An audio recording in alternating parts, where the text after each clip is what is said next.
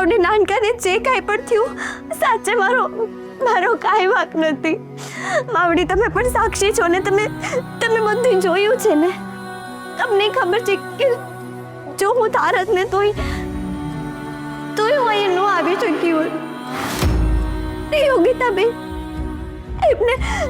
એમને મારી ઉપર આટલો મોટો આક્ષેપ મૂકી દીધો. માવડી તમને બધી ખબર છે ને, તોય મારી સાથે શું કામ માવડી મારી ઉપર આટલો મોટો આરોપ શું કામ? માવડી મારી જાતને ક્યારેય માફ નહીં કરી શકું. માવડી માફ નહીં કરી શકું. માવડી કરી શકું. કંકુ,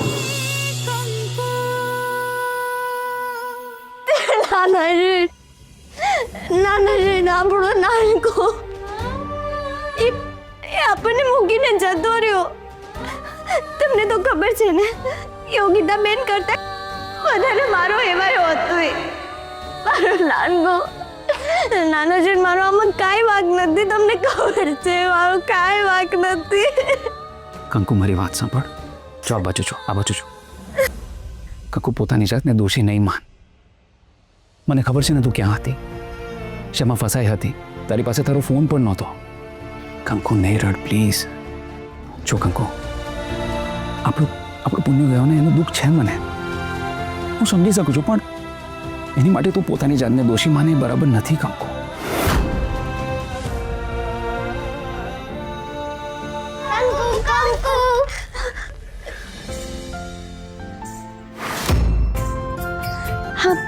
બોલ્યો કંકુ, તું અમને મૂકીને એટલી ફરવા જઈ આવી ને? મારે તારા સાથે આવું હતું કંકુ. આપણે સાથે મજા કર.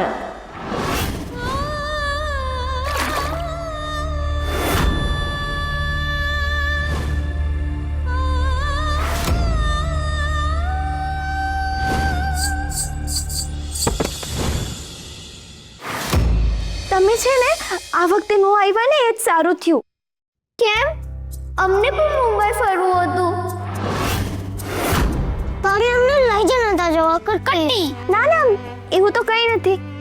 હું તો કહું છું કે આ વખતે તમે નો આવ્યા એ સારું થયું. આ વખતે છે ને બહુ જ વરસાદ હતો. આંસુઓનો, પીડાનો, દુઃખનો.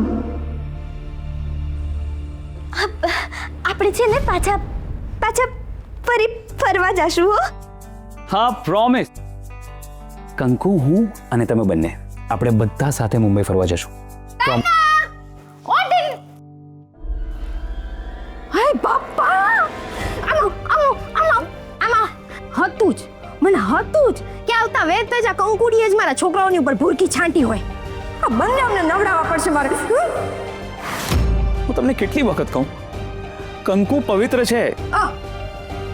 તમે બંને હો હવે મને આ કંકુડીની આસપાસ દેખાડા ને તો તમારા ટાંટિયા તોડી નાખીશ. હાલો ભાગો. ને શ્રીભાઈ કોલસાની ખાણમાં બેઠા હોય ને તો પણ મોઢું કાળું થાય. એના માટે કોલસાનો ધંધો કરવાની જરૂર ન હોય. તું કેટલા દી રહી ત્યાં? 2 અઠવાડિયા?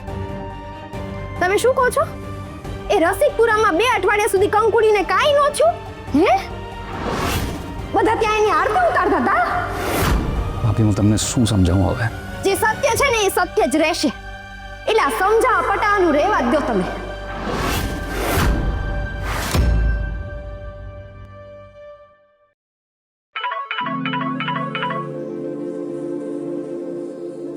હાલો માવડી, આ બધું મારે બોલવું છે ને ડગલે ને પગલે મને આ જ યાદ કરાવો છો તમે. મારે હવે નથી સહન કરવું આ બધું.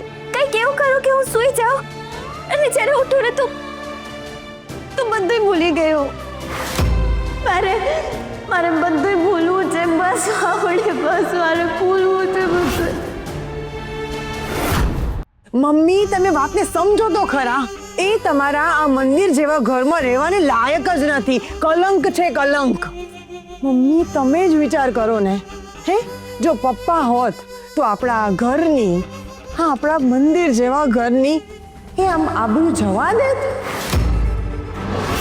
મમ્મી, મને તો લાગે છે કે તમારે કંકુને આ ઘરમાં રહેવા જ ન દેવી જોઈએ. હા મમ્મી, તમને સાચી કહું ને તો જો મારા બાપુ ભૂલથી આવી જગ્યાએ જઈ આવ્યા હોત ને તો એનો પડછાયો ઘર સુધી ન પહોંચવા દે. ને એની સામે કંકુડી તો આખી ત્યાં રહીને આવી છે. રહીને આવી છે? અરે એ વિચાર કે કેટલા દિવસ રહીને આવી છે. અરે અઠવાડિયા મમ્મી, મને તો લાગે છે નહીં પણ ખબર નહીં, કદાચ કંકુડી ત્યાં રહીને નાના જેવી થઈ ગઈ હોય તો. જ્યોતિ વહુ, એટલું યાદ રાખજો કે કંકુ વહુ તમારી દેરાણી છે.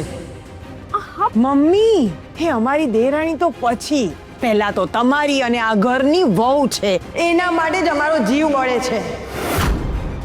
મમ્મી, તમે વિચાર તો કરો, એ જ્યાં રહીને આવી છે હે ત્યાં શું તમને એવું લાગે છે કે એને મહેમાન ગતિ માણી હોય અને ત્યાંના લોકોએ એને આરતી ઉતારી હોય? મમ્મી, વિચાર તો કરો, એ રસિકપુરા છે, રસિકપુરા, જ્યાં લોકોનું કામ પતી જાય ને એટલે આમ બીજી જ મિનિટે રવાના કરી દે છે. એને શું કંકુને ત્યાં પવિત્ર રહેવા દીધી હશે? કેવા લોકો, કેવી મથરાવટી. મમ્મી, તમે વિચાર તો કરો, ક્યાંક ત્યાંના લોકોએ કંકુ સાથે કંઈ કર્યું હશે તો?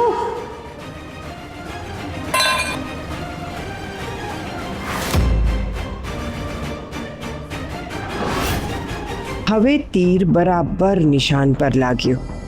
સંપને તોડવા શક જોઈએ ને મેં મમ્મીના મનમાં શક વાવી દીધું છે. પત્યું મારું કામ.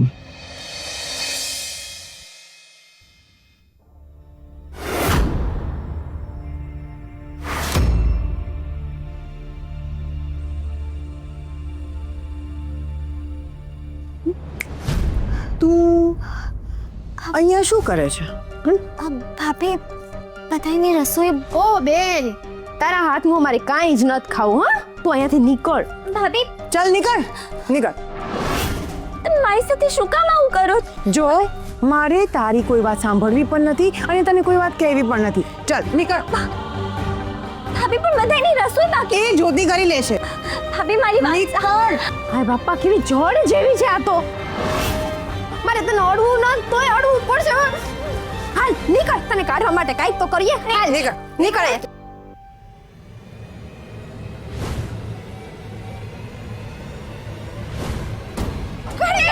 નહીં, મૂક મને.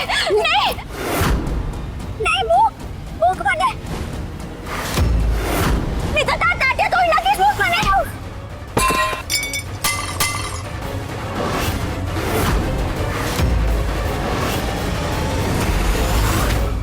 કંકુ વહુ, સ્ત્રીનો સૌથી કિંમતી વસ્તુ હોય છે એની આબરૂ, અને તમે એની ચિંતા કર્યા વગર સમાજ સામે આવું હળહળતું સત્ય સ્વીકારી લીધું. તમારી જાત માટે પણ વિચાર ન કર્યો, પણ પેલી લાચાર છોકરીઓ માટે એનો પક્ષ લીધો. એમનું સ્વમાન બચાવ્યું. ધન્ય છે તમારી માને, અને ધન્ય છે તમારી આ બાને પણ.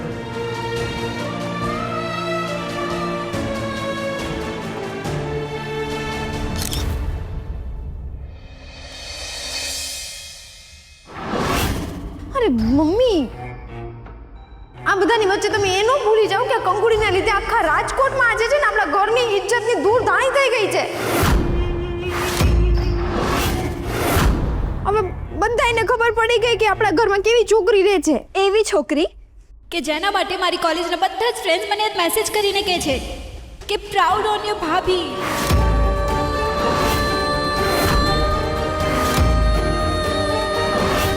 કંકુ, તે આજે સાબિત કરી દીધું કે જે સાચા હોય ને એ ક્યારે ડરે નહીં ને ક્યારે અટકે નહીં.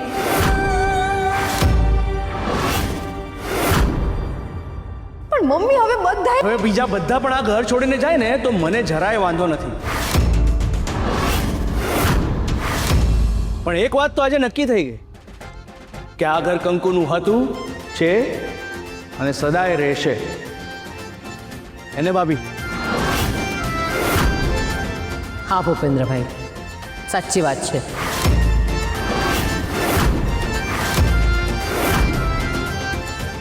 જેને આ ઘરમાં રહેવું હોય રહે, અને જેને આ ઘરમાંથી જતા રહેવું હોય ને એ જ જઈ શકે છે.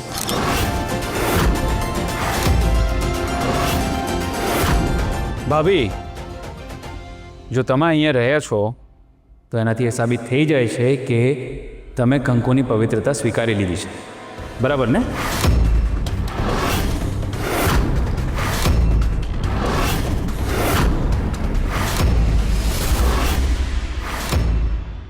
ભાભી, હવે તો કંકુએ પરીક્ષા આપી દીધી ને? તમે જ કહેતા હતા ને કે કંકુ દુનિયાની સામે, સમાજની સામે નહીં સ્વીકારી શકે કે એ ક્યાં ગઈ હતી, કેવી જગ્યાએ ગઈ હતી. હવે તો કંકુએ સ્વીકારી લીધું, એ પણ બધાની હાજરીમાં, અને જે હાજર હતા એ લોકોએ પણ કંકુને સ્વીકારી લીધી. હવે તો આ ગુલાબબાએ પણ કબૂલ કરી લીધું કે કંકુની સામે એમનું પણ કંઈ ચાલ્યું નથી. કંકુએ પોતાની જાતને 100% પવિત્ર રાખી છે.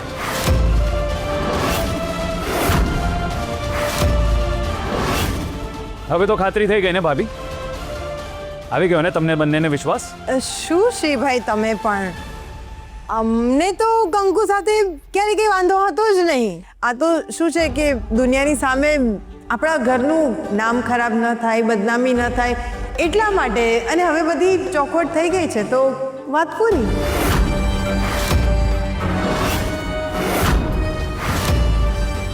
હા, મેટર ફિટ્ટુસ, જ્યાં હોતા ત્યાં ને ત્યાં. હવે બધા પાછા આમ ભેગા મળીને રહેશું, હા, પહેલાની જેમ.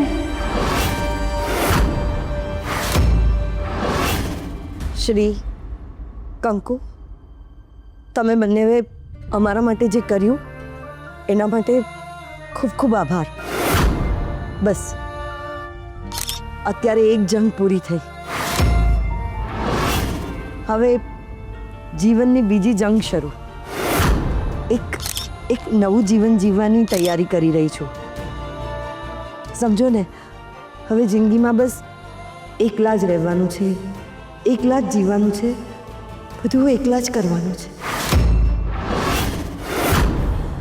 ગાયત્રીબેન, જો તમને કાંઈ પણ જરૂર પડે ને તો જરાય સંકોચ નહીં કરતા.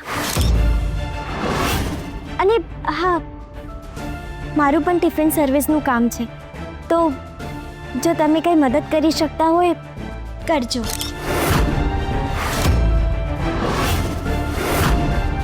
કંકુ, હું તો વર્ષો થયા રસોડામાં ગઈ નથી, અને મને રસોઈને બધું આવડતું નથી.